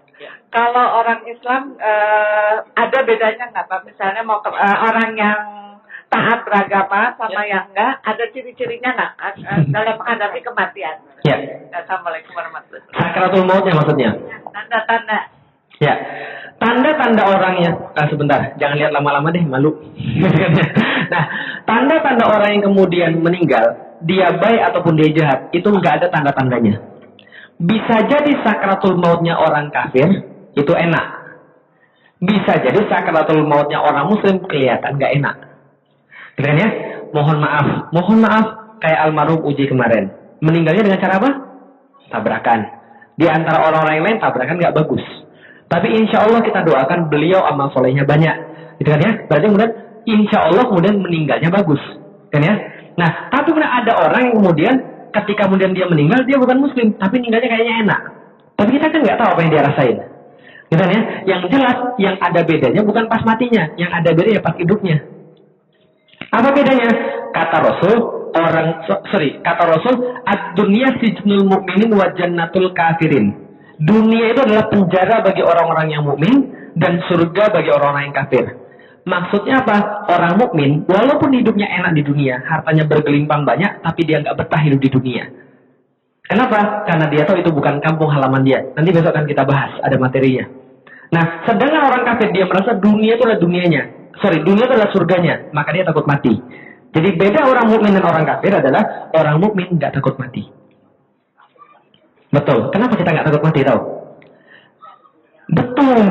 Karena mati bagi kita bukan akhir, tapi jembatan untuk ketemu dengan Allah yang kita senang dan Rasul yang kita rindukan. Bisa meluk Rasul, bisa bersama Rasul, kan yang kita rindukan kan ya? Nah, maka itu yang kita inginkan. Maka mati bukan masalah bagi kita. Mau masuk surga, mau kalian? Oke, yang jelas. Mau masuk surga? Benar? Siap mati? Nah, kalau mau masuk surga harus siap mati. Karena langkah pertama masuk surga harus mati dulu. Nggak mungkin masuk surga masih hidup. Paham Bapak sekalian? Nah, maka orang muslim tidak takut mati. Yang orang muslim takut tuh matinya caranya gimana? Takutnya itu. Gimana? Maka mati husnul khotimah atau su'ul khotimah. Besok kita bahas. Besok-besok maksudnya. Nanti insya Allah akan kemudian kita bahas. Saya punya rangkaian materi yang memang sudah saya siapkan. Nanti kita akan bahas tentang bagaimana menyiapkan hidup untuk setelah hidup. Jadi kira-kira gitu. Itu jawabannya. Ada yang lain? Silakan. Bapak? Boleh, silakan. Please. Boleh, silakan. Ya, makasih pada Pak Hamdi yang dari tadi sudah ngertiin. Silakan. Assalamualaikum warahmatullahi wabarakatuh. Waalaikumsalam warahmatullahi. First question was by English. Please. So please, a lot of people, a lot of ladies, Yes. they believe the hijab for ladies Okay. is just tradition. Okay. So I wanna you advise us and tell us about hijab. Yes. Duty Yes. for ladies or just tradition? Yes. Thank you. Okay, thank you very much. The further explanation will be delivered in next 2 days or 3 days. We have special material about hijab. So when you have any apa namanya? Any keluangan, any spare time, you can come in and we will explain about hijab in 2 or 3 days ahead, insyaallah. Harus dihatiin juga teman. Memang bahasa Inggris itu survival mode loh sekalian. Jadi gitu. Yes, please. If you Okay. just if you try to give us the maybe I will not able to come on the understand. Just only I wanna advise. Yes. Give us Short advice. give ladies advice Okay. about hijab right now. After that, you can explain to them in their day when Yes. they have a special sometimes for ladies. Yes. You're just only general. No, this Yes. is really tradition or Okay. duty and the Okay. order from God to ladies. Thank you. Okay, thank you very much. Hijab is an obligation, not an option or a choice. That is hijab. So how come it become the obligation? So how it become the it become an obligation or apa namanya? A must. Because Allah has said in Al-Quran in Surah An-Nur verses 31 and Suratul Ahzab verses 59. So Allah has said in An-Nur to the women to cover his head with khimar. So khimar is different from hijab because khimar is the upper clothes. We know it as kerudung. Indonesian call it as kerudung. So in Al-Ahzab verses 59, Allah has said, Ya ayuhan nabiyyu kulli aswajika wa banatika wa nisa'il mu'minin yutnina alaihinna min jalabibihinna, to cover all of her body with jilbab. So jilbab means the lower clothes. The lower clothes that diulurkan itu bahasa Inggrisnya apa tuh? Apa diulurkan bahasa Inggrisnya? Yutnina itu bahasa Arabnya kan ya. Diulurkan to cover all of his bodies because the women aurat is everything in her body except this and this according to Rasulullah. Hadza wa hadza. So in further explanation we will convey it in 2 or 3 days, inshallah. That is the short explanation about hijab. Thank you so much. So please, any question? Wih, gaya udah mau bahasa Inggris aja. Silakan. Iya, apa ya? Belajar ya. Assalamualaikum warahmatullahi wabarakatuh. Ya, silakan. Tadi mengatakan bahwa Bapak tidak ada nasib dan takdir gitu kan. Betul. Padahal salah satu sahabat Rasulullah mengatakan, Sayyidina Umar tegas sekali bahwa hidup itu dari takdir satu ke takdir yang lain. Betul. Jadi referensinya Bapak mengatakan tidak, tapi dia lihat ternyata hidup adalah dari takdir satu ke takdir yang lain. Jadi maaf, tolong Islam. Gak apa-apa Pak, thank you very much. It's about destiny, tentang takdir. Jadi gini Bapak Ibu sekalian, besok, tepat hari besok, kita akan bahas tentang takdir. Karena salah satu daripada rukun iman adalah percaya pada takdir. Maka besok kita akan bahas takdir. Karena itu Bapak Ibu sekalian, yang hadir pada hari ini, tolong besok hadir. Karena kalau hari ini cuma hadir, ini pemahamannya setengah. Karena besok akan saya bahas, apa yang dimaksud dengan takdir. Kalau ini kan pilihan nih. Nah besok kan saya bahas tentang, kalau itu di mana takdir? Kafir, muslim, itu takdir atau pilihan sih? Gitu kan ya? Atau jadi orang baik, jadi orang jahat, itu pilihan atau bukan sih? Kan katanya takdir semua dari Allah. Nah, nanti kita akan besok akan bahas tentang takdir, insya Allah. Nah, sebagai bocorannya, itu adalah bagian pada rukun iman. Berarti pasti ada, Pak. Nah, tapi pembahasannya besok, insya Allah. Oke, clear ya? Tahu clear? Clear itu pakai untuk gambar itu sekalian. Itu clear. Oke, silakan. Ada yang lain? Ada terakhir, last one? Silakan, Ibu. Waalaikumsalam. Boleh. Ibu. Oh, silakan Ibu. Siapa tahu nanti ada pencari bakat. Ada 2 pertanyaan, mohon maaf. Ya. Sebelumnya, kemarin Bapak menyinggung soal kalau nilai Tuhan lain-lain setiap orang. Kalau saya begini Pak, kan tadi Bapak juga menyinggung sinetron. Di sini juga ada Pak, disebutnya kan soap opera. Oh. Jadi kalau misalnya soap opera. Oh, soap opera, opera sabun. Jadi nonton itu kan dia asik tuh Pak. Ya. Jadi lupa mau sholat atau apa. Ya. Kalau misalnya kan Bapak menilai katanya nilai Tuhan 50.000, 10.000 apa yang begitu yang kemarin Bapak jelaskan. Kalau bagaimana kalau kita bilang tuh dia cinta Allah, tapi yaitu tertinggal. Tapi dia nggak taat. Nah itu bisa dikatakan sebagai jangan menilai Allahnya yang berupa 50.000 atau apa, tapi manusianya itu iman takwanya itu apakah bisa disamakan diartikan begitu? Jadi iman takwanya yang senilai itu, jadi bukan Allahnya Pak, jadi bukan Tuhannya. Betul. Nah itu bagaimana? Apakah itu bisa diartikan demikian? Nah itu satu Pak ya pertanyaan saya.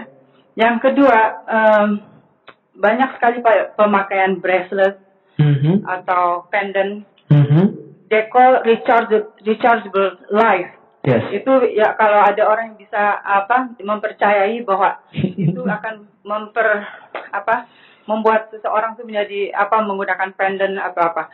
Itu hukumnya apakah diperbolehkan atau tidak? Apa ada sirik di situ atau memang boleh kita itu menggunakan pendant itu? Oke. Thank you very much. Oke, yang pertama Ibu sekalian, yang kita bahas kemarin tentang yang nilai Tuhan. Masih ingat kan ya? Ada yang nilai Tuhannya 3 juta sebulan, ada yang nilai Tuhannya 30.000 per jam, kan ya? Nah, apalagi kalau kita coba nonton opera sabun, nonton sinetron, sampai kemudian lalai dalam sholat kita. Apakah benar itu adalah kita nilai Tuhan harga segitu atau cuma iman saja harga segitu? Saya kasih tahu Ibu sekalian, iman sama keyakinan pada Allah itu sama. Itu kan ya? Karena iman itu apa coba? Betul. Iman kata Rasulullah adalah percaya bahwa Tuhan itu adalah Allah. 2, percaya lagi pada kitab-kitabnya, rasul-rasulnya. Apalagi? Yaumil kiamah, malaikat. Dan yang keenam, takdir yang kita bahas besok. Nah berarti ini adalah kemudian sama. Keimanan kita harganya segitu sama seperti harganya Allah segitu. Itulah kemudian terjadi pada kita. Tapi kita tetap mencintai Allah. Saya kasih tahu Ibu sekalian, cinta itu ada 2. Cinta yang kita rasa cinta atau cinta yang benar-benar cinta. Apa bedanya cinta dengan yang benar-benar cinta atau cinta yang kemudian kita rasa cinta? Kalau cinta itu mewajibkan adanya pengorbanan. Makanya orang cinta itu buta. Gunung yang paling tinggi didaki, lautan yang paling luas diseberangi. Semua demi cinta. Gitu kan ya? Mohon maaf, tai serasa coklat. gitu kan ya. Apalagi copet gitu kan ya. Yang biasa nggak suka dangdutan jadi bagus lagu dangdut ini kan ya. Cinta itu buta. Makanya orang yang jatuh cinta itu kayak orang gila. Paham ya saudara sekalian? Sholat nggak berhenti tahajudnya itu gara-gara rasa cinta. Dia kayak orang gila jadinya. Karena dia muncul rasa cinta tadi. Makanya kalau kemudian dia nonton sinetron kemudian melalaikan sholat, mungkin dia cinta Allah tapi dia lebih cinta sinetronnya. Kayaknya gitu ya.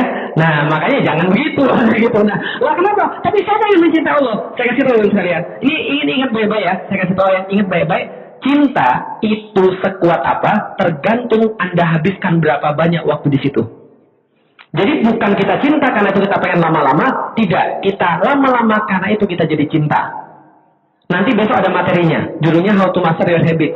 Makanya kata orang Jawa, kue teng tresno jalanan soko kuliner. Bukan kuliner sekarang kan ya. Jadi kue teng tresno jalanan soko kuliner. Orang itu jatuh cinta gara-gara sering makan bareng-bareng. Gitu kan ya, kira-kira begitulah. Jadi itu maksudnya. Nanti kita bahas besok tentang rasa cinta itu munculnya seperti apa dalam How to Master Your Habit. Oke, jelas ya? Banyak waktu kita ke depan insya Allah, masih banyak, makanya manfaatkan baik-baik. Kita nggak tahu kapan kita bisa ketemu lagi, gitu kan ya? Nah, ini bisa saya sampaikan. Mohon maaf saya nggak bisa teruskan karena sudah waktunya sudah lewat. Ini udah overcharge ini kan katanya. Emangnya kita bisnis. Oke, terima kasih. Billahi taufiq wal hidayah wa minkum. Assalamualaikum warahmatullahi wabarakatuh. Saya kembalikan pada pembawa acara.